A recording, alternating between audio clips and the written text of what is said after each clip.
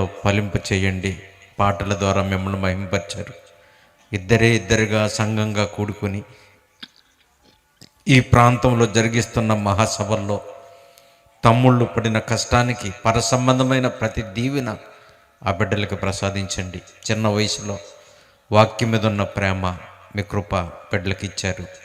వేదిక మీద ఉన్న దైవ సేవకులు, పెద్దలు, వారు విడిచి వచ్చిన కుటుంబాలు, సంఘాలని దీవించండి నాయన. ఈ సభల్లో ఒక్కరైనా మీ మనసు తెలుసుకుని మారు మనసు పొందితే పరలోకంలో ఎక్కువ సంతోషం అనుభవిస్తామని విన్నాం, చదువుకున్నాం తండ్రి. మీ ఇష్టం కొరకు బ్రతకడం కంటే గొప్పది ప్రపంచంలో ఏమీ లేదు. మీకోసం బ్రతికి తనువు చాలించడానికి సహాయం చేయమని, మీ పని కొరకు మా దేహంలో ఆరోగ్యాన్ని, మా కుటుంబాల్లో నెమ్మదిని దయచేయండి. యేసుక్రీస్తు ప్రభు పేరట ప్రార్థించి అడిగి వేడుకొనిచున్నాము తండ్రి, ఆమేన్. ప్రభునందు దేవుని మాటలు వినడానికి వచ్చిన ప్రియులైన మీ అందరికీ నా హృదయపూర్వక వందనాలు. వేదిక మీద ఉన్నటువంటి పెద్దలు, తమ్ముళ్ళు, నాతోటి సేవకులైన మీ అందరికీ నా వందనాలు తెలియజేసుకుంటున్నాను. ఇంతవరకు విలువైన సంగతులు పరిశుద్ధ గ్రంథంలో నుంచి విలువైన మాటలు మరి హృదయపూర్వకంగా మార్పు చెంది మారు మనసు కలిగి ఎవరు చెప్పినా ఆలోచించడానికి అద్భుతంగా ఉంటాయి. ఎందుకంటే దేవుడు సర్వలోకాన్నంతటినీ మనకు పెట్టుబడిగా పెట్టి ఇవన్నీ మన కొరకు కలిగించి ఇవన్నీ అనుభవించండి అని చెప్పి మన నుంచి ఆయన కోరుకున్నది ఒకే ఒకటే.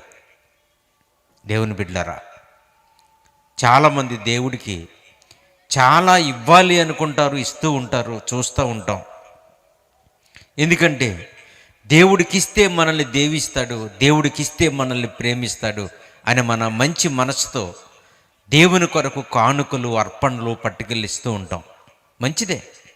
కానీ ఈ లోకమంతటినీ మనకు పెట్టుబడిగా పెట్టిన దేవుడు ఇన్ని మనకివ్వడంలో తిరిగి మనం ఆయనకి ఏమి ఇవ్వాలో అనేది సాధారణంగా ఎవరు కూడా ఆలోచించుకోరు.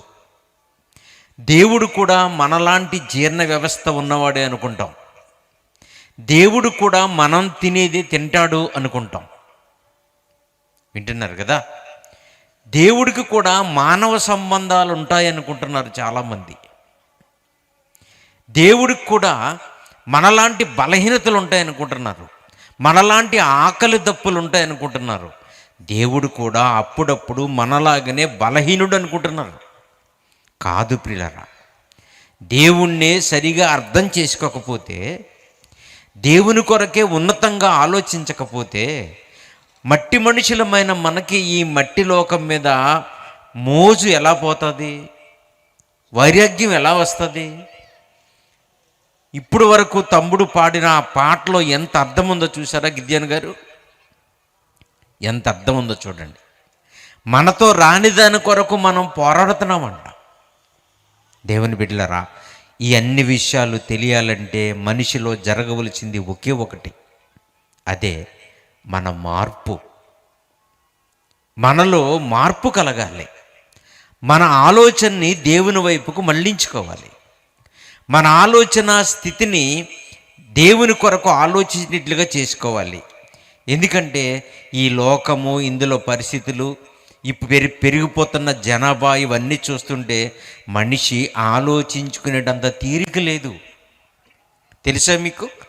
ఎవరిని కదిపినా చిరాకు పడతారు, ఎవరితో మాట్లాడదామన్నా విసుక్కుంటారు. ఎందుకంటే మనుషులకు ఓర్పు నశించిపోయే కాలం ఇది. ప్రతిదానికి చిరాకు పడుతున్నటువంటి సమయం ఇది. ఎందుకంటే ఉండేది 60 సంవత్సరాలు అయినప్పటికీ మనిషి బుర్రలో ఉండే ఆలోచనలు మాత్రం కోటాను కోట్ల సంవత్సరాలకి. ఇవన్నీ చూస్తున్న దేవుని బిడ్డలారా, అందుకనే దేవుడు ఇవన్నీ మనకు అనుగ్రహించి మన నుంచి ఆయన ఆశపడేది ఒకే ఒకటి, అదే కృతజ్ఞత. ఆ మాట ఎంత గొప్పదండి! కృతజ్ఞత, థ్యాంక్స్, వందనాలు, నమస్కారం అండి. ఈ మాటలు ఎంత కఠినాత్ములకైనా మనసు కరిగించే మాటలు. ఎంత బలవంతులకైనా వాళ్ళు కష్టపడినా వాళ్ళ కష్టాన్ని మరిపించే మాటలు ఇవి. అలాగే ఇదే మాటని దేవుడు మన నుంచి కోరుకున్నాడు. ఇందాక తమ్ముడు చెప్పిన మాట అదే. రోమీయులకు రాసిన పత్రిక 1వ అధ్యాయం చూడండి ఒకసారి. పరిశుద్ధ గ్రంథమైన బైబిల్లో నుంచి రోమీయులకు రాసిన పత్రిక 1వ అధ్యాయము 21, 22 వచనాల్లో చదివితేనండి, మరియు వారు దేవునిని ఎరిగియు ఆయనను దేవునిగా మహిమపరచలేదు. పూర్వీకులు దేవుణ్ణి నమ్ముకున్న వాళ్ళ గురించి చెప్తున్నాడు.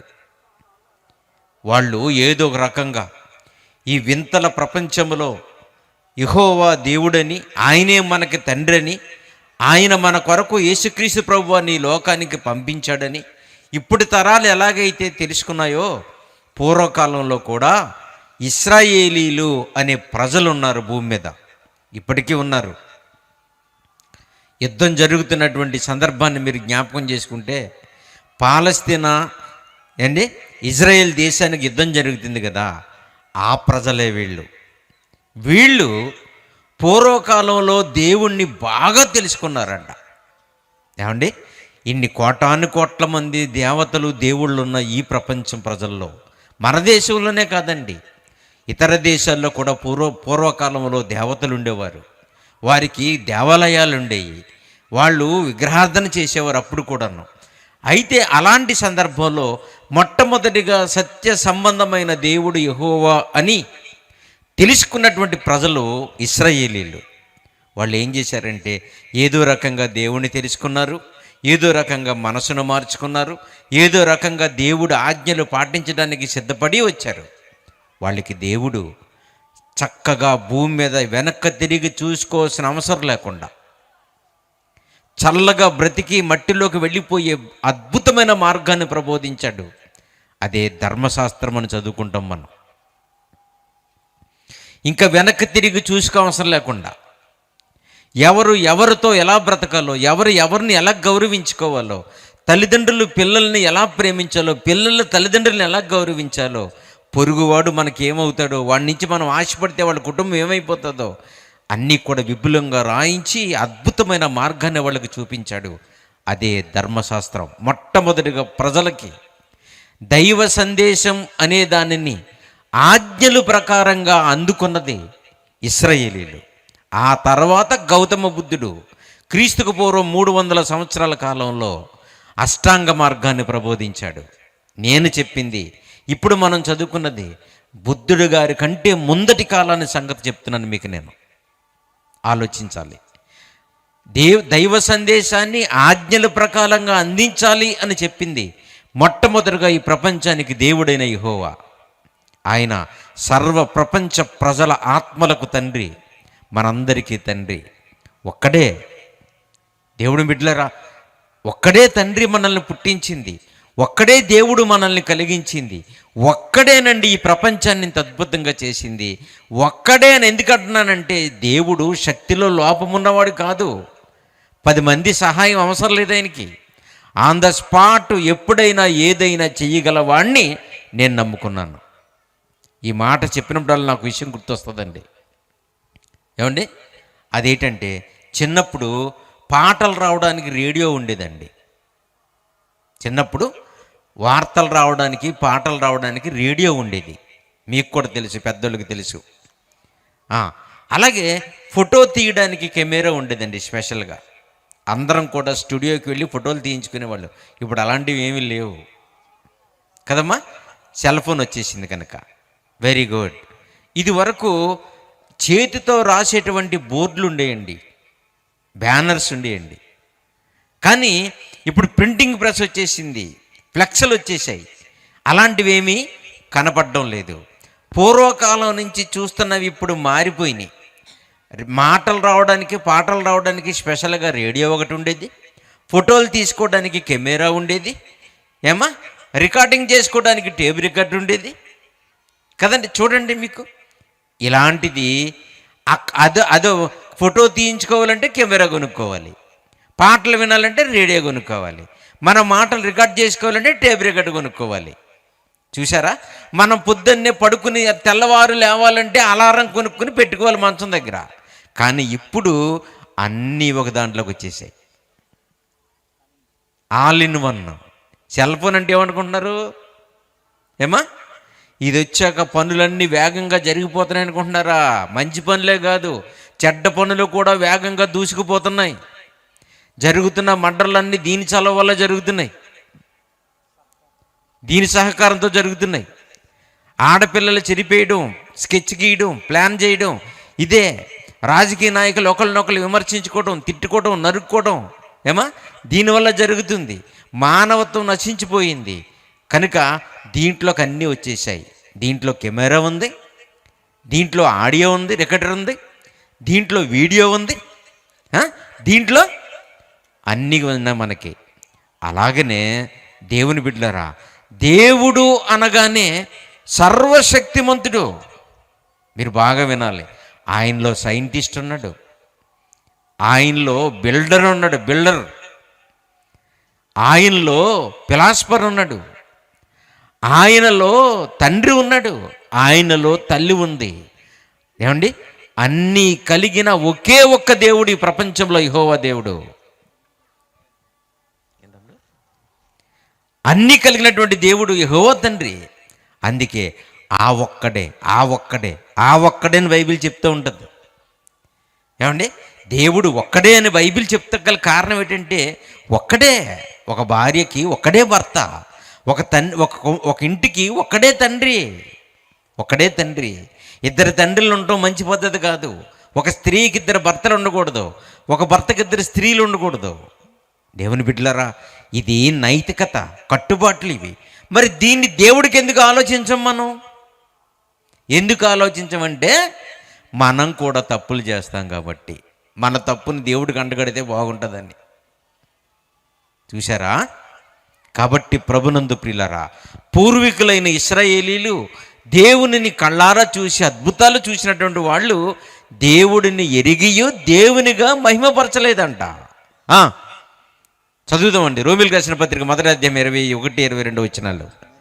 మరియు వారు దేవుని నెరిగియుండి ఆయనను దేవునిగా మహిమపరచలేదు, కృతజ్ఞతాస్తుతులు చెల్లించలేదు. దేనికంటారా? ఆయన చేసిన మహాసృష్టికి, ఆయన ఇచ్చిన ఆహార పదార్థాలకి, ఆయన ఇచ్చిన రాత్రికి, ఆయన ఇచ్చిన పగలకి, ఆయన ఇచ్చిన నిద్రకి.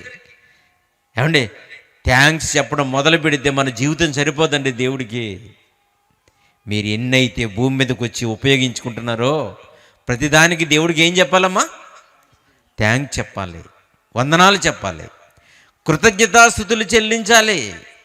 డబ్బులు చెల్లించవసరం లేదు. దేవుడు ఎంత ప్రేమ గలవాడో చూడండి. అందుకేనండి మన హృదయాలు మారితేనే తప్ప ఆయన మనకు అర్థం కాడు. ఆయన ప్రేమను అర్థం చేసుకోవాలంటే ముందు మనం మారాలండి, మనం తెలుసుకోవాలండి. మీరు మార్పు చెందకుండా, మీరు మంచివాళ్ళు కాకుండా, మీరు ఎన్ని దైవ దర్శనాలు చేసినా వేస్ట్ అండి. మీకు అర్థం కాదు. నేనేదో దేవుడిని పెంచుతున్నాను, దేవుడికి ఇస్తున్నాననే గర్వం ఉంటుంది తప్ప మనకు ఒబెడినెస్ రాదండి, మనకు తగ్గింపు జీవితం ఉండదండి. చూసారా? ఆయన కృతజ్ఞతాస్తుతులు మాత్రమే కోరుతున్నాడంట. ఇన్ని చేసిన దేవుడు మట్టి మనుషులమైన మన నుంచి ఒక్క విషయమే ఆశపడుతున్నాడు, పొందుకున్న దానికి దేవునికి వందనాలు చెప్పడం చాలు. అలా చెయ్యలేదంట, కృతజ్ఞతాస్తుతులు చెల్లించలేదు.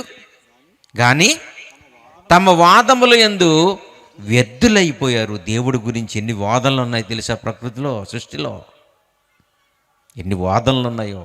ఫిలాసఫర్స్ పట్టుకుంటే దంచేస్తారు పట్టుకుని. అసలు దేవుడేడి అంటారు. సైంటిస్టులు పట్టుకుంటే ఎన్ని సూత్రాలు, ఎన్ని సిద్ధాంతాలు. దేవుడు లేడు అని చెప్పడానికి ఎన్ని ప్రతిపాదనలు. ఆలోచించండి. ఇలాంటి వాదనలు, ఈ ఫిలాసఫీ, ఈ సైన్సు, ఈ పద్ధతులు, ఈ వాదోపవాదనలు ఇవన్నీ చూస్తే చివరికి మనుషులకు మిగిలింది ఏంటంటే వ్యర్థమైపోయారంట.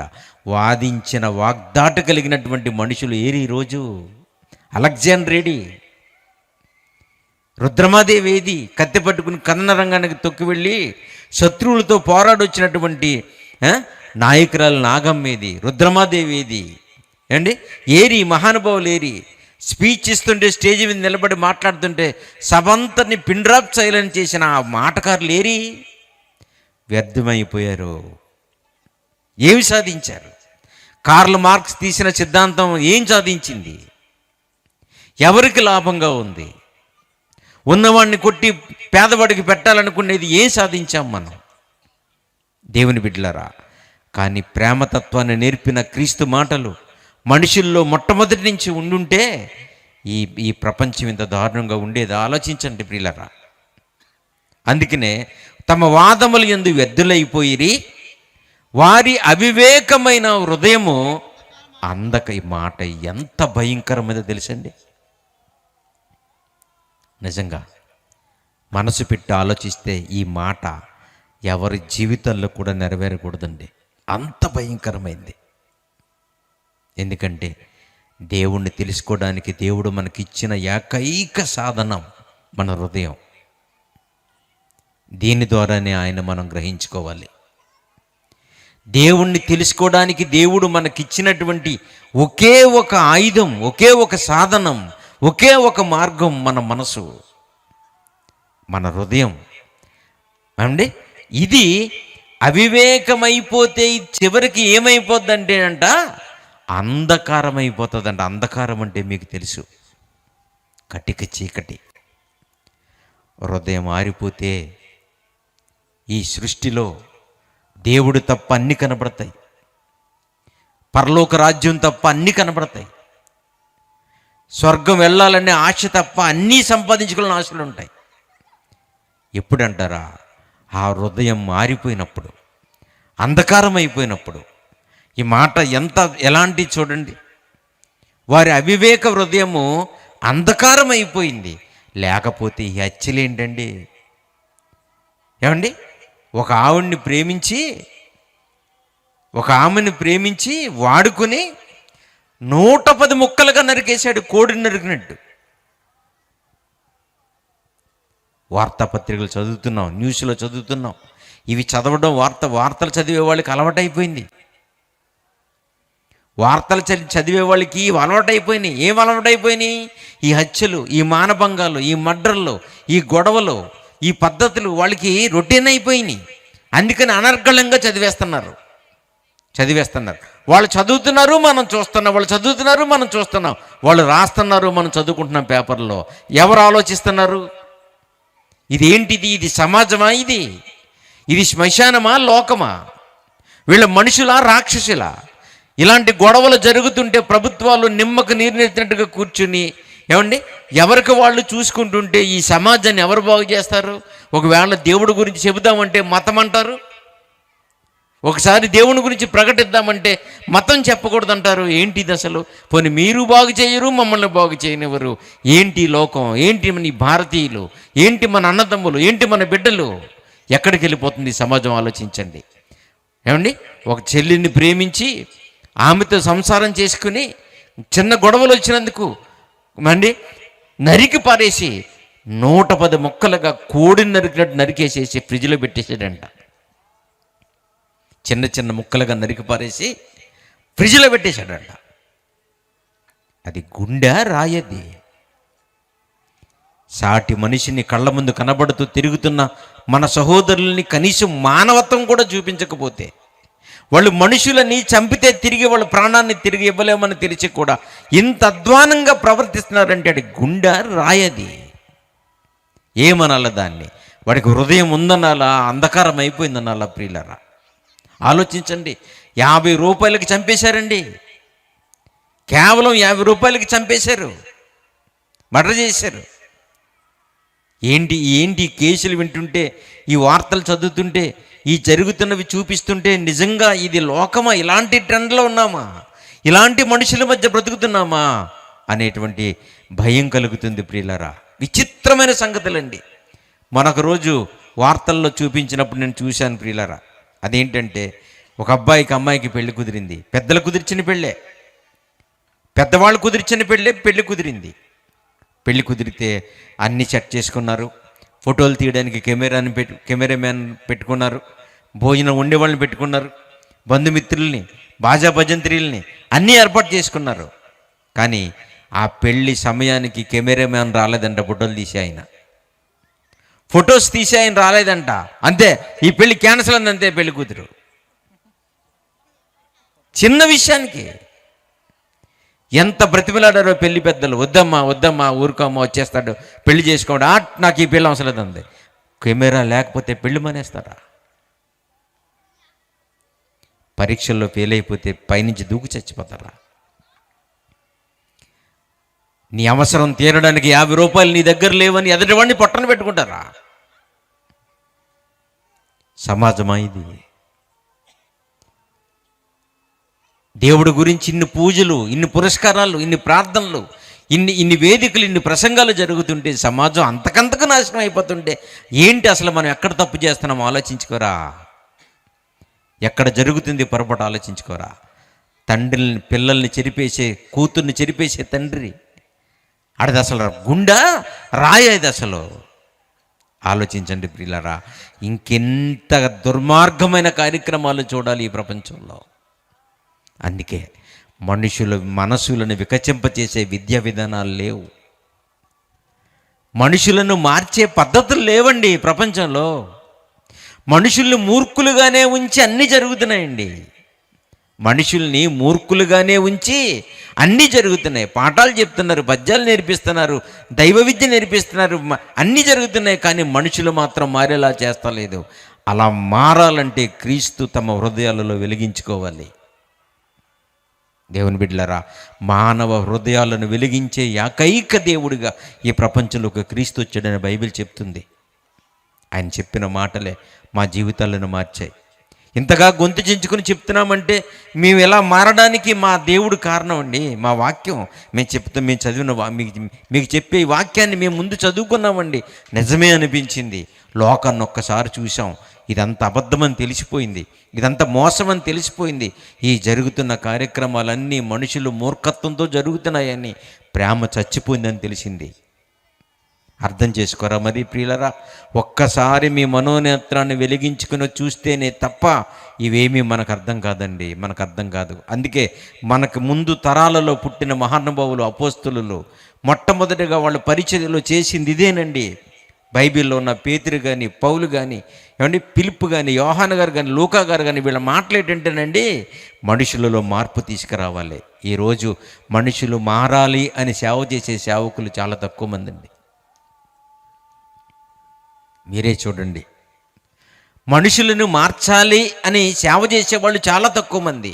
ఎందుకంటే సంఘము నాది అనుకుంటున్నారు పాపం వాళ్ళు. తెలుసండి, సంఘము నాది అనుకున్నంత వరకు మనం మారం, మన దగ్గరికి వచ్చేవాళ్ళు మారనివ్వం. సంఘం ఎవరిదండి అమ్మా? యేసుక్రీస్తు ప్రభుది. మరి యేసుక్రీస్తు ప్రభుది సంఘమైనప్పుడు మా దగ్గరికి వచ్చే మీరందరూ ఎవరు? క్రీస్తు సంఘం. ఆయన రాకడ కొరకు మిమ్మల్ని సిద్ధపరచకపోతే కుదరదని ఉంది బైబిల్లో. సేవకులు, దైవజనులు క్రీస్తు వచ్చేలోపు మీ చేతికి ఇచ్చినటువంటి మీలాంటి బిడ్డల్ని మిమ్మల్ని మందలించైనా, దండించైనా సరే, తిట్టైనా, కొట్టైనా సరే మిమ్మల్ని దేవుళ్ళలోకి మార్చమని ఉంది, లేకపోతే లెక్క అడుగుతానని ఉంది. చూడండి, నా మాట ఒట్టిదైతే కొలసీలకు రాసిన పత్రిక 1వ అధ్యాయము, అపోస్తలుడైన పౌలు గారు కొలసీలకు రాసిన పత్రిక 1వ అధ్యాయము 28వ వచనం చూడండి ప్రియులారా. ఈ మాటలన్నీ నీటి మూటలుగా తీసి పారేస్తే, సంఘము మనదే అనుకుంటే, మీటింగ్ నేనే పెట్టాననుకుంటే, ఈ మీటింగ్కి డబ్బులు పెట్టాననుకుంటే, భోజనాలు పెట్టాననుకుంటే మనదే ఒక మీటింగేనా? మనది, నేను చెప్పేది ఒక వాక్యమేనా? కూర్చుని వచ్చి వెళ్ళిపోయే మీరు భక్తులేనా? అసలు ఆలోచించండి. ఎక్కడ ఆత్మీయత ఎక్కడ చంపేశారో చూసుకోండి, ఎక్కడ చచ్చిపోయిందో చూడండి ప్రపంచం. దేవుని బిడ్డలారా, కొలసీలకు రాసిన పత్రిక 1వ అధ్యాయము 28వ వచనం, ప్రతి మనిషిని క్రీస్తు యేసునందు సంపూర్ణంగా చేయాలి. దేవజనులారా, దేవుని బిడ్డలారా, మర్చిపోకండి. నా దగ్గరికి వచ్చారని చెప్పుకుంటున్నాం ఏమండి. ప్రజలు కూడా ఏం చూస్తున్నారంటే పాస్టర్ గారు ఆస్తులు, అంతస్తులు, వారి డ్రెస్సులు, వాళ్ళ భార్యలు వేసుకునేటువంటి మేకప్లు, ఇవే కదండి చాలామంది చూస్తున్నది. నీతిమంతులైన సేవకులు దిక్కులేనితనంగా సమాజంలో అలాగే ఉండిపోయారు. పేద సేవకులు ఉన్న సంఘాన్ని 10 మందిని పెట్టుకుని నడిపించుకుంటున్నారు. అలాంటి వాళ్ళకి ఎక్కడ గుర్తింపు ఉంది? అలాంటి వాళ్ళు ఎవరు ప్రేమిస్తారు? చూసారా, బాధ్యత మరిచిపోయిన వాళ్ళకి 2000 సంవత్సరాల క్రితం సంఘాన్ని ఎలా తీర్చిదిద్దాలో ఎంత గొప్పగా చెప్పాడో చూడండి. మన దగ్గరికి వచ్చిన ప్రతి మనిషిని క్రీస్తునందు సంపూర్ణంగా చేసేయాలి, ఆయన చచ్చిపోయే లోపు, లేదా ఆయన వచ్చే లోపు. యేసుక్రీస్తు ప్రభువారు వచ్చే లోపు కానీ, ఈ సంఘంలోకి వచ్చిన విశ్వాసులు చచ్చిపోయే లోపు కానీ వాళ్ళని ఏం చేయాలంటే మనకు బానిసలుగా, మనకు దాసులుగా కాదు, మనకు డబ్బా కొట్టేవాళ్ళుగా కాదు ప్రియులారా, దేవుణ్ణి మెప్పు పొందుకునేవారుగా తీర్చిదిద్దాలి. అలా ఉన్నారా ఎవరైనా? సంపూర్ణులా మీరు? క్రీస్తు విషయంలో అన్ని విషయాలు ఎదిగిన వారేనా ప్రియులారా? మనకు పాటలు వచ్చు, మనకు వాక్యం వచ్చా? ఆలోచన చేయండి. మనకు గొడవ పడడం వచ్చు, మనకు ప్రేమించడం వచ్చా? ఆలోచించండి. క్రీస్తు రాజ్యంలోకి అడుగు పెట్టామంటే కల్మషం లేని మహాసామ్రాజ్యంలోకి అడుగుపెట్టినట్టు కదా. వచ్చినప్పుడు రాక మునుపు ఎలాగున్నామో వచ్చిన తర్వాత అలాగే ఉంటే మీలో సంపూర్ణత ఎక్కడుంది? దేశప్రభు గారు ఎవరిని తీసుకెళ్తారు? వచ్చి ఈ రాత్రి బాగా ప్రశ్న వేసుకోవాలి. 2 తమ్ముళ్ళు కదా, మీరు చూశారు, సింపుల్గా సామాన్యంగా ఉన్నారు బిడ్డలు. నిజంగా మేము ఎక్కడ మీటింగ్ పెట్టినా మా ప్రాంతాలకు పరుగున వస్తారు. వాక్యం అంటే ఆ వయసులో నిజంగా తమ్ముడు అనిల్కి కానీ సతీష్కి కానీ నాకు తెలిసిన పేర్లు అయ్యే. వాళ్ళకి ఎంత ప్రేమ, ఎంత ఆసక్తి. మీరు రాకపోతే వాళ్ళు ఎంత దుఃఖపడ్డారు తెలుసండి. ఇంత మారుమూలను పెడితే జనం ఎక్కడికి వస్తారు? ఇదే ఏ సిటీలోనో ఏ రోడ్డు పాయింట్లోనో పెడితే కొద్దిమంది అయినా వస్తారు. అయినా సరే మా గ్రామానికి వినిపించాలన్నయ్య అని వాళ్ళ ప్రేమ ఎంత గొప్పదో చూడండి. దేవుని బిడ్డలారా, వాళ్ళు పడిన కష్టానికి ప్రతిఫలం వాళ్ళకి ఎలాగో వస్తుంది. కానీ ఎక్కడ మీటింగ్ పెట్టినా వెళ్ళి ఎవరు చెప్పినా విని ఏమి ఎరగనట్టు వెళ్ళిపోతున్నామే, మరి వాళ్ళ కష్టం మన మీదకి శాపంగా రాదా? వస్తుంది. మర్చిపోకండి మీరు. అందుకనే దేవుని బిడ్డలారా, హృదయపు అంధకారంలో ప్రపంచం కొట్టుమిట్లు ఆడుతుంది కనుకనే ఈ హత్యలు, కారణం లేనటువంటి ఈ విడాకులు, అవి అసలు సమస్యలండి. ఈరోజు విడిపోతున్న భార్యాభర్తల సమస్యలు చూడండి, అసలు అవి కారణాలేనా? జరుగుతున్న హత్యలు చూడండి, అవి అసలు చంపుకోవాల్సిన పరిస్థితులేనా? అసలు చిన్న సమస్యలకి ఓర్పు లేక చచ్చిపోతుంటే ఈ మానవ సమాజాన్ని ఎవరు ఉద్ధరిస్తారు ప్రియులరా? ఎవరు కాపాడతారు? అందుకే ముందు మనుషుల మనసు మారిస్తే, మనుషులకు దైవత్వాన్ని తెలియపరిస్తే వాళ్ళ జీవితాలు చాలా బాగుంటాయి అనుకున్నారు. అందుకే మాటలతో పొడవడం మొదలుపెట్టారంట 1వ శతాబ్దంలో. అపోస్తల కార్యములు 2వ అధ్యాయము చూడండి, బైబిల్ ఎంత బాగుందో ప్రియులారా. అపోస్తల కార్యములు 2వ అధ్యాయము 36 నుంచి 37 వచనాలు చూడండి. అపోస్తల కార్యములు 2వ అధ్యాయము 36, 37 వచనాల్లో ఏముందో చూడండి ప్రియులారా. మీరు సిలువ వేసిన ఈ యేసునే దేవుడు ప్రభువుగాను క్రీస్తుగాను నియమించారని చెప్తున్నాడు. యేసుప్రభు గారు చనిపోయారు, తిరిగి లేచారు. 3వ దినాన్ని లేచిన తర్వాత పరలోకానికి వెళ్ళిపోయారు. ప్రజలు మిగిలిపోయారు, అపోస్తులు ఆగిపోయారు. ఎవరి డ్యూటీలో వాళ్ళు ఉన్నప్పుడు ప్రజలకు వాక్యం చెబుతూ పేతురు గారు మాట్లాడుతున్నారు. మీరెంత పని చేశారో మీకు తెలుసంట్రా? మీరు ఎంత ఘాతకం కట్టుకున్నారో తెలుసా మీకు? ఏమి ఎరగనట్టు వచ్చారు అప్పుడు? మీరు ఎవరినైతే సిలువ వేసి చంపేశారో ఆ మహానుభావుని లోకానికి పంపించింది పిలాతు కాదు, ప్రధానమంత్రి కాదు, ఐక్యరాజ్య సమితి నుంచి వచ్చిన అంబాసిడర్ కాదు. ఆయన ఎవరైతే లోకాలను కలుగజేశాడో యెహోవా తండ్రి ఆశీర్వదించి దీవించి ప్రభుని లోకానికి పంపించాడు. అలాంటి మహానుభావుని పొట్టన పెట్టుకున్నారా మీరు అన్నాడు. ఇలాగ హృదయంలోనికి మాటల తోటాలని చొప్పిస్తేనే తప్ప వాళ్ళు వినలేదండి. చూడండి ఆ మాటలు ఎంత బాగున్నాయో. వారు ఎప్పుడైతే ఇలాగా, ఎవరైతే మీరు చంపిన యేసుని తండ్రి పంపించాడరా, మీరు అన్యాయంగా సిలువే చంపేశారా అనగానే ఎప్పుడైతే వింటున్న వాళ్ళు ఈ మాటలు విని హృదయంలో ఏం చేశారంట? నొచ్చుకున్నారంట. అక్కడ కలగాలండి నొప్పి. అమ్మా, బాధ అక్కడి నుంచి పుట్టుకు రావాలి క్రైస్తవ బిడ్డలకి. మీకు ఎప్పుడైనా వాక్యం ఏంటంటే హృదయంలో నొచ్చుకుందా? నొచ్చుకుని ఇలాగ ఒప్పుకుంటారా? పాస్టర్ గారు ఏదైనా ఊరుకుంటారా? కొన్ని సంఘాల్లో జీతానికి పనిచేస్తారు సేవకుల పాపం.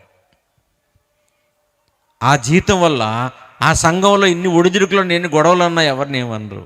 నోరు విప్పి ఏదైనా గద్దించారా ట్రాన్స్ఫర్ అయిపోతారు, వేరే చోటకు పంపించేస్తారు. చూడండి, వాక్యం చెబుతున్నప్పుడు వినేవాళ్ళకి ఏమవ్వాలమ్మా? హృదయంలో నొచ్చుకోవాలి. అక్కడెందుకు నొచ్చుకోవాలి? అక్కడే ఉంది చెగ్గడ్డ. చెగ్గడ్డ అంటే తెలుసమ్మా? వేసవకాలంలో మామిడికాయలు తిన్నప్పుడు, జీడిమడపలు తిన్నప్పుడు శరీరం నిండా లేచిపోతూ ఉంటాయి, సలుపు వచ్చేస్తూ ఉంటుంది, బాధ పట్టేస్తూ ఉంటుంది. అప్పుడు ఏం చేస్తాం? ఆ నొప్పి పోవాలంటే, ఆ బాధ పోవాలంటే పిన్ని తీసుకుని కసక్క నిలబొడిచా ఉంటే చీమంతా బయటకు వచ్చేస్తుంది, ప్రాణం ఆయమంటుంటుంది. చీమంతా బయటకు వచ్చేస్తే ఎలాగుంటుందమ్మా? ప్రాణం ఆయమంటుంటుంది, నొప్పి అంతా ఎగిరిపోతుంది. అక్కడ ఉంది, హృదయంలో ఉంది గడ్డ. అక్కడ పొడిస్తేనే చీమిలాంటి పాపపు ఆలోచన అంతా బయటకు వస్తుంది. మరి అక్కడ పొడిచేవాళ్ళు ఎవరు? ఇప్పుడు అక్కడ పొడిస్తే ఒప్పుకునే వాళ్ళు ఎవరు? అక్కడ పొడిచే సేవకులు ఎవరు? ఎక్కడ పొడిస్తారు? చాలామందిని చూశాను, అందరూ కాదు, కొందరంటే నేను చూశాను. దైవ సేవకులు అంటే నాకు చాలా గౌరవం, నాకు చాలా ప్రేమ. అందరినీ కాదు, కొందరు హృదయంలో పొడుతూ మనిషి ఇక్కడ పొడుస్తూ ఉంటారు. ఎక్కడ? ఇక్కడ పొడుస్తూ ఉంటారు. దేవుని బిడ్డలారా, ఎక్కడ పడవాలని చెప్పిందో చూడండి బైబిల్. వింటున్న మీరు కూడా ఎక్కడ దండిస్తారో, ఎక్కడ మనల్ని సరిచేస్తారో, ఎక్కడికి మనకు పరలోకం చూపిస్తారో, పరలోకానికి చూపించే మార్గం ఎక్కడుందో పరిగెట్టాలి. పరిగెడుతున్నారా? ఎక్కడ పరలోకానికి వెళ్ళే మార్గం ఉందో అక్కడికి వెళ్ళాలి. ఎక్కడ సత్యం ఉందో అక్కడ ఉండాలి. ఎక్కడ నీతిమంతులైన సేవకులు ఉన్నారో వాళ్ళకి సపోర్ట్ చేయాలి, వాళ్ళని ఆదుకోవాలి. దేవుని బిడ్డలారా, ఎక్కడికైనా ఇంకా వేరే ఊరు వెళ్ళామనుకోండి, వెంటనే ఆటో దిగి అడుగుతాం, బాబు మంచి భోజనం హోటల్ ఎక్కడుంది అంటారు. ఏమ్మా రోజు తింటున్నావు కదా, మళ్ళీ మంచి భోజనం తినాలి. అప్పుడు తిండి కాడ చూసారా ఎంత శ్రద్ధగా ఉంటామో. అదిగో అమ్మా, ఆ కనకదుర్గ భోజనం హోటల్కి వెళ్ళమ్మా, చాలా బాగుంటుంది ఫుడ్, కూరలు అదిరిపోతాయి అంటాడు. అంతేనా? అలాగే బట్టల షాప్ ఎక్కడ మంచిదుందో అడుగుతావు, భోజనం హోటల్ ఎక్కడ మంచిదుందో అడుగుతావు, సిటీలో ఏ డాక్టర్ గారు బాగా చూస్తారండి అని అడుగుతావు. 60 ఏళ్ల జీవితానికి తినటానికి, ఉండటానికి, పోవడానికి మాత్రం అన్నీ మంచి కావాలి. ఆత్మీయ జీవితం అభివృద్ధి పరచుకోవడానికి వాక్యం మంచిదొద్దమ్మా? కావాలా వద్దా? కావాలి. ఎప్పుడైనా ఆలోచించారా? మంచి వాక్యం వినాలి, మంచిగా దేవుడు మనసు తెలుసుకోవాలి, మంచిగా నా హృదయాన్ని దేవుడికి సమర్పించాలని ఎప్పుడైనా ఒక్కసారి అని ఆలోచించారా? మన పరిస్థితులు దేవుడికి తెలియవు అన్నట్టు అన్నీ ఆయనకు చెప్తూ ఉంటాం. పిల్లలు లేదు ప్రభా, ఉద్యోగం లేదు ప్రభా, కదండి. చాలాసార్లు ప్రసంగం చేసి అయిపోయిన తర్వాత కొన్ని చోట్ల కొంతమంది చిల్లమ్మోళ్ళు, కొంతమంది తమ్ముళ్ళు వచ్చి ప్రార్థన చేయించుకుంటారు. చేయించుకుంటారు కదా, పాపం వాళ్ళకి ప్రార్థన చేయడానికి నిలబడి ఉంటాం మేము. ఏంటమ్మా అన్నాం అనుకోండి, ప్రార్థన చేయండి అన్నయ్య అంటారు. ఏమని చేయనమ్మంటారు? పిల్లలు లేరండి. ఇంకొక ఆవిడ అంటుంది, ఏంటమ్మంటే చదువు అయిపోయింది అన్నయ్య, ఉద్యోగం లేదండి అంటారు. ఇంకో తమ్ముడు వచ్చి అంటాడు, అందరికీ వచ్చాయన్నయ్య మా ఊర్లో కాలనీ ఇళ్ళు, జగన్ గారి నాకు మాత్రం రాలేదంటారు. ఏమండి, ఇవన్నీ ఏంటంటే ఏమనిపిస్తుందంటే, పిల్లలు లేరని ఒకళ్ళు, పెళ్లి కాలేదని ఒకళ్ళు, ఉద్యోగం లేదని ఒకళ్ళు, ఇల్లు లేదని ఒకళ్ళు. ఏమోనమ్మా, నాకు ఎప్పుడు కూడా ఎవడు కూడా అన్నయ్య నాకు పరలోకం లేదేమని భయంగా ఉంది, ప్రార్థన చేయని ఎవడు అడగలేదు నన్ను. వింటారా? నాకు పరలోకం లేదేమోనని భయంగా ఉంది, మీరు ఎవరైనా చేయించుకున్నా, వాళ్ళంటే ప్రార్థన చేయించుకున్నారా? చేయించుకుంటాక మనం తింగరోళ్ళు ఏంటి, రాజులం. అజ్జగా చర్చిలోకి వెళ్ళామంటే కాళ్ళు ఆర్జాపుకొని కూర్చుంటాం. పరలోకం కన్ఫర్మ్ అయిపోయినట్టు, యేసుప్రభు గారి ఆయనదే లేటు, మనది ఏ తప్పు లేనట్టు. ఎంత ధీమాగా ఉన్నారో సంఘాల్లో. వెళ్తారా పరలోకానికి? ఎంత దర్జాగా ఉన్నారు. ఎన్ని వందల మందికి ప్రార్థన చేశామో, చేసిన ప్రార్థనలు నాకు అది లేదు ఇది లేదు అన్న వాళ్ళు చూసాం.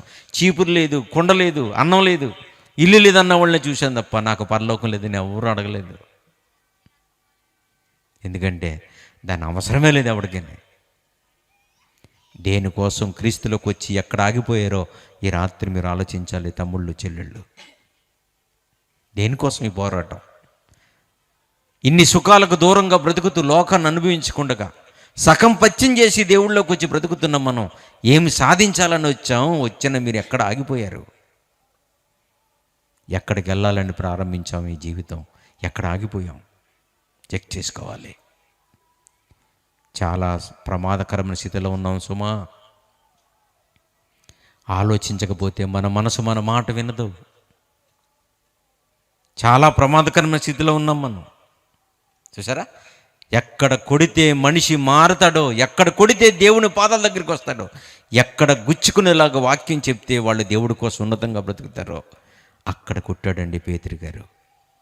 వాక్యం చెబుతుంటే నిలబడి వింటున్న వాళ్ళ గుండెలు దూసుకుపోయిందంట. బుల్లెట్ కంటే పవర్ఫుల్గా హృదయాల్లోకి చచ్చుకుపోయిందంట. బాధ కలిగింది. నిజమా?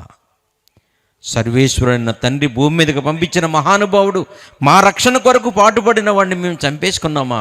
అయ్యో, ఎంత తప్పు చేశాం, ఎంత తప్పు చేశాం, అయితే మా క్షమాపణ లేదా అనుకున్నారు, నొచ్చుకున్నారు. పేతురు గారు చెప్పారు, ఏ యేసుని మీరు చంపేశారో అదే నామంలో మీరు బాప్తీసం పొందండి. తర్వాత మళ్ళీ మిమ్మల్ని దేవుడు యాక్సెప్ట్ చేస్తారని చెప్పాడు. తగ్గించుకున్నారు. 3000 మంది బాప్తీసం పొందారంటే ఏం మాట్లాడుంటాడు పేతురు గారు అసలు? ఒక్క దెబ్బకి 3000 మంది పేతురు గారితో బాప్తీసం పొందుకున్నారంటే ఆ రోజు ఆయన ఏం మాట్లాడుంటాడు? ఆ రోజు వినేవాళ్ళు ఎలా వినుంటారు? ఏం తెరవబడింది వాళ్ళకి? ఏం నేర్చుకున్నారు వాళ్ళు? ప్రియులారా, ఏం నేర్చుకుంటున్నాం మనం ఈరోజు? దేవుని బిడ్డలారా ఆలోచించండి. ఇలాగే ఉండిపోతారా? కుటుంబాలు, పిల్లలు, చదువులు, ఉద్యోగాలు, దేశ విదేశాలంటే ఇలాగే తిరుగుతారా? జీవితం ఆగిపోద్ది, ముగిసిపోద్ది. మన జీవితం ఎక్కడ ముగిసిపోద్దో తెలీదు. అన్నం తింటూ తింటూ చచ్చిపోయిన వాళ్ళు ఉన్నారని తెలుసా మీకు? ఉన్నారమ్మా? అన్నం తింటూ తింటూ చచ్చిపోయే వాళ్ళు ఉన్నారు. మాటలు మాట్లాడుతూ మాట్లాడుతూ చనిపోయిన వాళ్ళు ఉన్నారు. వేదికల మీద మాట్లాడుతూ చనిపోయిన మహానుభావులు ఉన్నారు. తెలుసా? పెళ్లి కూతురి మెడలో తాళి కడుతూ చచ్చిపోయిన వాళ్ళు ఉన్నారు. వింటారా? చావు కబురు చెప్తాకు వెళ్ళి చచ్చిపోయి వచ్చిన వాళ్ళు ఉన్నారు. శవాలుగా వచ్చిన వాళ్ళు ఉన్నారు.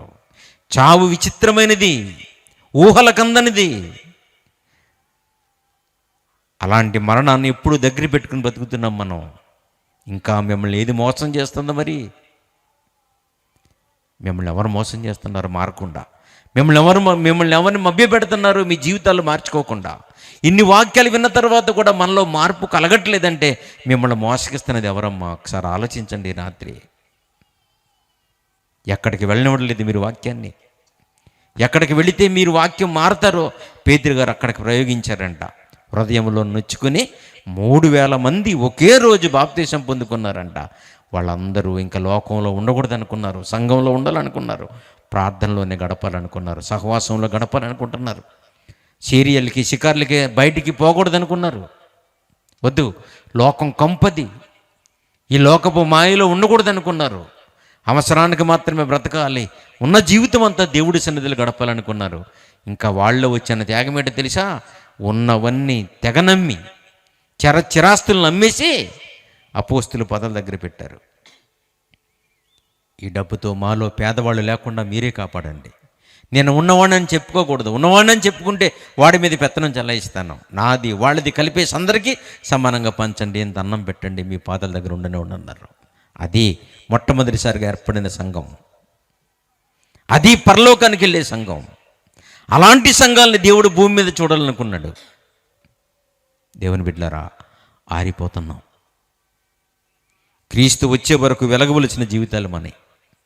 సంపాదించుకోవడానికి, వెళ్ళడానికి, తిరగడానికి, సంతోషపడడానికి అక్కడేముంది, ఇక్కడేముంది ఇంకా వెతుకుతూనే ఉన్నారు. భూమిని అంతా జల్లెడ పట్టి వెతికేశారు సైంటిస్టులు. సముద్రంలో ఏముందో వెతికేశారు, భూమి మీద ఏముందో వెతికారు, ఎడారిలో ఏముందో వెతికేశారు. చాలా కొండలు, గుట్టలు, మైదానాలు అన్ని జల్లెడ పట్టి వెతికారు. భూమి అయిపోయింది, ఇప్పుడు అంతరిక్షాన్ని వెతుకుతున్నారు. ఏం ఉద్ధరిస్తారు? ఎవరికి లాభం? అక్కడ మనుషుల్ని తీసుకెళ్ళి స్పేస్లో కూడా ఉంచొచ్చు అంటున్నారు, గ్రహాల్లో కూడా జీవించవచ్చు అంటున్నారు. ఎప్పటికీ గ్రహాల్లో జీవించడం? ఎవడు బాబుతరం అక్కడికి వెళ్ళటం? అక్కడికి వెళ్ళేంత స్తోమత ఏది? విశాఖపట్నం వెళ్ళడానికే తుని నుంచి డబ్బులు ఉండవు మనకి. తుని నుంచి విశాఖపట్నం పోవడానికి, విశాఖపట్నం నుంచి హైదరాబాద్కి వెళ్ళడానికే మనకు డబ్బులు ఉండవు. అందరూ వెళ్ళలేరు పాపం. కొంతమంది సామాన్యమైన బస్సులు వెళ్తారు, కొంతమంది సూపర్ లగ్జరీలో వెళ్తారు, కొంతమంది గరుడ బస్సు ఎక్కుతారు. కొంతమంది ప్యాసింజర్ ట్రైన్లు వెళ్తారు, కొంతమంది ఎక్స్ప్రెస్లో వెళ్తారు. లేకే కదా, స్తోమత లేకే కదా ఈ వేరియేషను. ఇలాంటి వాళ్ళని స్పేస్లోకి తీసుకెళ్ళి పెడతారంట. స్పేస్లోకి వెళ్ళి రావాలంటే ఎంత కావాలో తెలుసండి? కోట్లు రూపాయలండి, కోట్లు. ఆర్టీసీ బస్సుకి ఎక్కడానికే టికెట్ లేకపోతే వీళ్ళ మాటలు విని చంద్రబాబు మీద స్థలం కొనుక్కుంటామా ఏమండి? 80 కోట్ల రూపాయలు ఖర్చు పెట్టి స్పేస్లోకి వెళ్ళి అంతరిక్షంలోకి వెళ్ళి వస్తామా? నమ్ముతారా? ప్రపంచమంతా మాయ, ప్రపంచమంతా ఎక్కడికో వెళ్ళిపోతుంది. అనవసరమైన ప్రయోగాలు, ఉపయోగం లేనటువంటి పరిశోధనలు. భూమి అయిపోయింది, ఆకాశాన్ని జల్లెడ పట్టారు. ఎక్కడికి పట్టిన మానవ జీవితాలు ఇంతే కదండి. ఈ లోపల ఎంతోమంది చనిపోయారు. ప్రపంచం మీదకి వచ్చి పడుతున్న వ్యాధులు మనుషుల్ని నిద్ర లేకుండా చేస్తున్నాయి. దడదడలాడిపోయాం. 3 సంవత్సరాల పాటు కరోనా వచ్చిన మొదట్లో తల్లి, పిల్ల, చెల్లి, అన్నయ్య ఎవరు లేరు. అమ్మ చచ్చిపోయినా తీసుకుపోండి అన్నారు. హాస్పిటల్లోకి వెళ్ళి చూడడానికే దిక్కులేదు. ఇవే లాస్ట్ అనుకుంటున్నారా? ప్రపంచానికి ఇంకెంత విపత్తులు వస్తాయో, ఇంకెన్ని ప్రమాదాలు ప్రపంచానికి సంభవిస్తాయో. అయినా సరే మనుషులు ఇవన్నిటిని పక్కన పెట్టి భూమి మీద బాగుపడడం కోసం ఎన్ని పుంతలు వెతుకుతున్నాడో. ఎక్కడికి వెళ్ళినా సుఖలేదని చెప్పిన దేవుడు మాట చదువుదాం. ప్రసంగి గ్రంథం. బ్రతుకు తెరువు కొరకు సముద్రాలు దాటేస్తున్నాం, అంతరిక్షాలు దూసుకుపోతున్నాం. ఉన్నదాంతో తృప్తి లేకుండా ఏదో సాధించాలని అనుక్షణం నిద్రపోకుండా ఆలోచిస్తున్నాం. ఎంత చేసినా, ఏం సంపాదించినా చివరికి ఏమైపోతామని దేవుడు చెప్పిన సలహా మంచి సలహా అండి. దేవుడు మన తండ్రి గనక మనకు నష్టం లేని సలహాలు చెప్తాడు తండ్రి. మీరు బాగా వినాలి. ఎంత మంచి దేవుడి సలహా చూడండి. అందుకే బైబిల్లో ఉన్న మాటలు ప్రపంచంలో ఏ పుస్తకాల్లో ఉండవండి. అసలు నేను చాలా గ్రంథాలు చదివానండి, ఇంకే పుస్తకాల్లో ఉండవు ప్రియులారా. నిజంగా చెప్తున్నాను, మీకు కోపగించుకోకండి. వస్తే ఒకసారి చూడండి, మీ మనసు తెరుచుకుని చూడండి. ఎంత గొప్ప దేవుడు అండి యేసుప్రభు గారు. ఎంత గొప్ప గ్రంథం అండి బైబిల్. ఒక్కసారి ప్రసంగి గ్రంథం 6వ అధ్యాయము 9వ వచనం చూడండి ప్రియులారా. ప్రసంగి గారు, సొలొమోను గారు రాసిన ప్రసంగి గ్రంథంలో 6వ అధ్యాయము 9వ వచనం. మనసు అడియాసలు కలిగి, మనసు కుదురించదంట మనిషిని. వింటున్నారా? ఒక చోట ఉండనివ్వదు, ఒక ఇంట్లో ఉండనివ్వదు, ఒక దేశంలో ఉండనివ్వదు, ఒక ఊర్లో ఉండనివ్వదు. సాధించేది, శోధించేది, అనుభవించేది, తెచ్చేది ఏమీ లేదని తెలిసిన మనుషుల్ని తిప్పుతూనే ఉంది. మనసు మాయలో ప్రపంచం యాత్రలు చేస్తుంది, అంతరిక్ష యాత్రలు చేస్తుంది. ఏమిటి లాభం దానివల్ల? 1969 సంవత్సరంలో మొట్టమొదటిగా చంద్రమండలం మీదకి అడుగుపెట్టిన ఇద్దరు ఏమండి, నీల్ ఆర్మ్స్ట్రాంగ్, ఎడ్విన్ ఆల్డ్రిన్ అనే సైంటిస్టులు అంతరిక్షంలోకి వెళ్ళి ఏం తెచ్చారు? రాళ్ళు తెచ్చారండి అక్కడి నుంచి. భూమి మీద లేవా? ఏమా మనకు రాళ్ళు లేవా? కాకపోతే చందమామ రాళ్ళు అంటే మనకు మోజు. వీటికి ఏం తేడా అండి? ఆలోచించండి. అవి ఒక ప్రయోగాలేనా? వాటి కోసమని కోట్లు ఖర్చు పెట్టవాలా? ఎవరు అడిగేవాళ్ళు లేరా ఈ ప్రపంచాన్ని? మరి అవే డబ్బులు పేదల జీవితాలకు అన్నం పెడితే, పొలాలు ఎండిపోతున్న రైతు సోదరులకి చేయూతనిస్తే, బడుగు బలహీన వర్గాలకు అల్లాడిపోతున్న బిడ్డలకు చదువులు చెప్పిస్తే, ఎవరు చెప్తారు ఈ నీతిని? దేవుడు గాక ఈ ప్రపంచ స్థితిగతులు మార్చేవాళ్ళు ఎవరు? ఆ దేవుడు ఎవరు? ఆ ప్రేమమూర్తి ఎవరు? ఆ కృపగల యేసు ఎక్కడున్నాడు? ఆయన మార్చబట్టే మనందరం ఇక్కడ ఉన్నామండి. ఆ దేవుని మహాకృపే మనందరిని ఇక్కడ కూర్చోబెట్టింది. ఎంత భాగ్యం మనకి, ఎంత ఆనందం మన కుటుంబాలు, ఎంత సంతోషం. ఒకవేళ కష్టం ఉన్న కొద్దిసేపే ఉంటుంది. టక్కుమని మీరు సహించుకోలేనప్పుడు మీ ప్రభు మిమ్మల్ని ఆదుకుంటాడు, మీకు తోడుగా ఉంటాడు. మనం సహించుకోలేనంత శోధన మనకు రానే ఉన్నాడు. అందుకే ఈరోజు మనం సజీవులుగా భూమి మీద ఉన్నాం. ఆయన కోసం ఉన్నాం. మీరు మీకోసం కాదు ప్రియులారా, నేను నా కోసం కాదు, మనం మన కుటుంబాల కోసం కాదు, మన ప్రజల కోసం కాదండి. మనం అంతా ఆయన కోసం బ్రతుకున్నాం.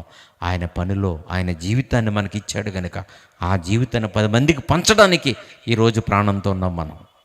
నేను ఈరోజు బ్రతుకున్నది మీ పట్టణంలో, మీ పాలతీరులో వాక్యం చెప్పడానికి, దేవుని మాటలు వినడానికి మీరు బ్రతుకున్నారు. అదే చెప్తున్నాడు. మనసు అడియాసలు కలిగి తిరుగులాడుట కంటే, ఎన్ని దేశాలు తిప్పుతుంది, ఇండియా నుంచి లండన్, లండన్ నుంచి ఇండియా, ఇండియా నుంచి రష్యా, రష్యా నుంచి ఏమండి మరి ఇథియోపియా నుంచి ఆఫ్రికా, ఎన్ని దేశాలు తిప్పుతుంది మనిషిని. అంటే ఇక్కడే ఉంది, అక్కడే ఉంది, ఇక్కడే ఉంది, ఇక్కడే ఉంది, ఎక్కడేం దొరుకుతుంది, ఎక్కడ బాగుంటుందని ప్రపంచమంతా చుట్టూ వస్తున్నారు ప్రజలు బ్రతుకు తెరువు కోసం. ఎన్ని అహర్నిశలు ప్రయత్నాలు జరుగుతున్నాయి, ఎన్ని పొంతలు తొక్కుతున్నారో పాపం. అలాంటి వాళ్ళందరికీ దేవుడు చెప్పే అద్భుతమైన మాట ఇది మన పుట్టక ముందే వ్రాయబడి ఉంది.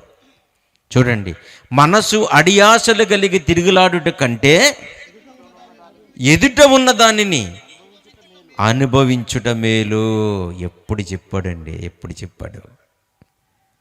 ఏంట్రా నువ్వు సాధించేది భూమి మీద ఎంతకాలం? నువ్వు నీకేమో నేను చాలా తక్కువ ఆయుష్కాలం ఇచ్చానంటున్నాడు దేవుడు. తెలుసండి, మనకండి ఈ సృష్టికున్నంత వయసు ఇవ్వలేదు దేవుడు మనకి. ఇది చాలా కోట్ల సంవత్సరాల నుంచి ఉంది. ఆకాశము, భూమి, అంతరిక్షము చాలా సంవత్సరాల నుంచి ఉంది. కానీ మనిషి మాత్రం అంత ఆయుష్కాలం కలిగిన వాడు కాదు. మనం 100 సంవత్సరాలు వేసుకోండి మహా ఉంటే. ఏమండి, మనకంటే ఎక్కువ కాలం బ్రతికేది మొక్కలు, మనకంటే ఎక్కువ కాలం బ్రతికేది తాబేలు, ఏమండి కొన్ని జీవులు మనకంటే ఎక్కువ ఆయుష్కాలం బ్రతుకుతాయి. అంత మాత్రాన ఇక్కడ ఏదో మనకు చావు లేనట్టు, ఇక్కడే స్థిరపడిపోతాం అన్నట్టు ఇల్లు కట్టుకునేటప్పుడే పై గురించి ఆలోచిస్తారు. ముందు కిందకే పునాదికే డబ్బులు ఉండవు. ముందు ఫస్ట్ ఫ్లోర్కే సరిగ్గా డబ్బులు ఉండవు. కానీ ఆ మేస్త్రి గారు మంచి ఆలోచన చెప్తారు. ఏమయ్యా ఇప్పుడు డబ్బులు ఏమంటారు, రేపొద్దున్నలాగా ఉంటావు ఏంటి, అప్పటికప్పుడు పగల కొట్టుకుంటావా, ముందు నుంచే 20 mm వేయి. ఎన్ని 20 mm రాడ్లే అంటాడు. అంతే, అప్పో చెప్పు తీసుకుని చేసేస్తాం. అవి అలాగే ఉండి పుచ్చిపోతాయి, మనం ఇలాగే ఉండి చచ్చిపోతాం. ఎంత ఆశలయ్యా బాబు, అవునా? పరిగెడుతున్నారు. సంపాదన, సౌఖ్యం, సందడి, ఆలోచన కూడగట్టుకోవాలి. వెళ్తా వెళ్తా పక్కడికి పారేసిపోవాలి. ఇదే నా జీవితం. మనసు అడియాసలు గడిగి తిరిగిలాడు కన్నా ఎదుట ఉన్నదాన్ని అనుభవించుట మేలు. మన పెద్దలు కూడా చెప్పారు ఇదే మాటని. బైబిల్లో ఉన్న మాటలే బయట సామెతలుగా ఉంటాయి. తెలుసా మీకు? చాలా మాటలు అలా అక్కడయ్యా బైబిల్లో. ఏమని చెప్పారు పెద్దలు? పరిగెట్టుకుని పాలు తాగే కంటే అర్థం, మీకు అర్థమైంది. అదే ఈ మాట, అదే ఈ మాట. తెలుసా మీకు? మనసు అడియాసలు కలిగి ప్రయత్నం చేసి పరిగెట్టే కంటే కళ్ళ ముందున్న దాన్ని అనుభవించటం మేలు. భార్య ప్రేమకి, బిడ్డల ప్రేమకి, తల్లిదండ్రుల ప్రేమకు దూరం అయిపోయి చాలామంది పాపం ఎక్కడికెక్కడికో వెళ్ళిపోతారు. ఏమి సుఖం, ఏమి సౌఖ్యం, ఏమి సంపాదిస్తాం? కళ్ళ ముందు కనబడుతున్న దేవుని మాటలు. జీవితాన్ని కంట్రోల్ చేసుకోవటం మన చేతిలో ఉంది. మన మనసుకు చాలా కోరికలు ఉంటాయి, చాలా ఆశలు ఉంటాయి. ఎవరికైనా ఏదైనా మంచిది ఉంటే అది మనకు కూడా ఉండాలనిపిస్తుంది. అవే కోరికలను జయించడం. ఈ లోకం మనదేంటి? ఇది ఏమన్నది కాదు. ఇది వలస పక్షుల్లాగా వచ్చి భూమి మీద బ్రతుకుతున్న వాళ్ళు మనం. దేవుని బిడ్డలారా, మనది ఉంది. మీరు ఏం కోరుకుంటే అది జరిగేది. మీ లోకం ఒకటి ఉంది, మీ సొంతూరు అక్కడ ఉంది. నేను ఎప్పుడు చెప్తూ ఉంటాను, ఏమండి, పొలంలోకి వెళ్ళి చూస్తే ఒక్కొక్కసారి 100 ఎకరాల రైతు కూడా పంచె పైకి కట్టుకుని, టవలు తుమాలు నడానికి కట్టుకుని, తలపాకు చుట్టుకుని చేలోకి పొలంలోకి వంగుని కలుపు తీస్తూ ఉంటాడు. అక్కడ చూస్తే ఎలాగుంటాడు? అమ్మాయినా కూలివాళ్ళలాగా ఉంటాడు. లుంగి పంచి కట్టుకొని, టవల్ తలపాక చుట్టుకుని, తలకు చుట్టుకుని పొలంలో పని చేసుకుంటూ ఉంటాడు. గడ్డి పీకుతూ ఉంటాడు, కలుపు తీస్తూ ఉంటాడు, బురద గట్లు వేస్తూ ఉంటాడు. ఆయన్ని అక్కడ చూస్తే ఎలాగుంటుంది? కూలోళ్ళకి కనపడతాడు. సాయంకాలం 6 గంటలకు ఇంటికి వెళ్ళండి. సాయంకాలం 6 గంటలకు ఇంటికి వెళ్తే ఎలాగుంటాడు? ఫ్రెష్గా స్నానం చేసి, తల దువ్వుకొని, వైట్ షర్టు, వైట్ లుంగి వేసుకుని, పడకుర్చీలో పడుకుని పేపర్ చదువుతూ ఉంటాడు. ఇందాక అలాగున్నాడంటే అది పొలం, అది ఇది ఇల్లు, ఇది భూమి మీదకి వచ్చింది. మనం కూడా పనిపాట్లకు వచ్చినట్టుగా వచ్చాం. ఇక్కడికి వలస వచ్చాం. జలిసీమ కోతలకు వెళ్తూ ఉంటారు కదా, అక్కడ ఏముంటుంది? గుడిసి ఉంటుంది, గుడ్డు ఉంటుంది. మన ఇంటికి వచ్చాక ఇల్లు ఉంటుంది, ఫ్రిడ్జ్ ఉంటుంది. అలాగ దేవుని బిడ్డలారా, మన ఇల్లు పరలోకం. మనం అక్కడి వాళ్ళం. ఇక్కడికి వచ్చాం, మళ్ళీ అక్కడికి వెళ్ళిపోతే మీకు అన్నీ ఉంటాయి. యేసుప్రభు చెప్పింది అదే, మీకు అన్నీ ఉన్నాయి అక్కడ. ఇక్కడ ఉండగానే దాన్ని వెతుక్కోవాలి. ఇక్కడ ఉండగానే అక్కడికి వెళ్ళి ఇలా బ్రతకాలి. ఇలా బ్రతికితే పరలోకం రాదు. ఇలాగే ఉండిపోతే కాలం వెళ్ళిపోతుంది, వయసు మళ్ళీపోతుంది, తల వెంట్రుకలు మెరిసిపోతాయి, కాటికి కాళ్ళు జాపుకుంటాం. ఈ జీవితం వల్ల సుఖం లేదు. ఇక్కడ ఉండగానే ఏం చేస్తారో దాన్ని పట్టుకోవాలి. మనం అక్కడి వాళ్ళం. మన లోకం వేరు, మన దేవుడు వేరు, మన ఆలోచనలు వేరు. ఇక్కడికి వచ్చి అన్నీ మర్చిపోయాం ప్రియులారా. మనం అన్నీ మర్చిపోయాం. కాబట్టి ఒక్కసారి దేవుడు మాట అర్థం చేసుకోండి. మనసు చేసే మాయలో కొట్టుకుపోకండి. తిప్పుతుంది, అది కావాలి, ఇది కావాలి, అక్కడికి వెళ్ళాలి, ఎక్కడికి వెళ్ళాలని తిప్పుతుంది. కానీ కంట్రోల్ చేసుకోండి. కోరికలను కంట్రోల్ చేసుకోండి, ఆశలు కంట్రోల్ చేసుకోండి. మీ హృదయాల్లో దేవుణ్ణి ప్రతిష్ఠించుకోండి. మీ హృదయాలను పరిపాలించేలాగా దేవుణ్ణి మీలోకి ఆహ్వానించుకోండి. పరిశుద్ధాత్మను కావాలని కోరుకోండి. మా బ్రతుకులు బాగు చేయి తండ్రి అని అడగండి. మీరు బాగుంటారు ప్రియులారా. మీ జీవితాలు బాగుంటాయి ప్రియులారా. దేవుడు మనకిచ్చిన జీవితం చాలా విలువైంది. దానికోసమే ఈ బ్రతుకు మనది. దేవుడు చేయవలసినవన్నీ చేశాడు. తన ప్రియ కుమారుడైన ప్రభును కూడా ఈ లోకానికి పంపించాడు. ఇంకేం చేయమంటారో చెప్పండి. ఇన్ని చేసినా మీ మనసు మారదా? మీరు చలించరా? మీ కళ్ళ ముందున్న పరలోకాన్ని పోగొట్టుకుంటారా? ఇవి చెప్పడానికే మహాసభలు ఏర్పాటు చేశారు. ఇవి చెప్పడానికి, కేవలం ఇవి చెప్పడానికేనండి. ఈ మాటలు చెప్పడానికి బిడ్డలు కష్టపడుతున్నారు. హృదయాంధకారంలో మానవ ప్రయాణం ఎక్కడికో వెళ్ళిపోతుంది ఈ లోకం. దేవుడికి కూడా దొరకనంత అంత దూరానికి వెళ్ళిపోతున్నాం.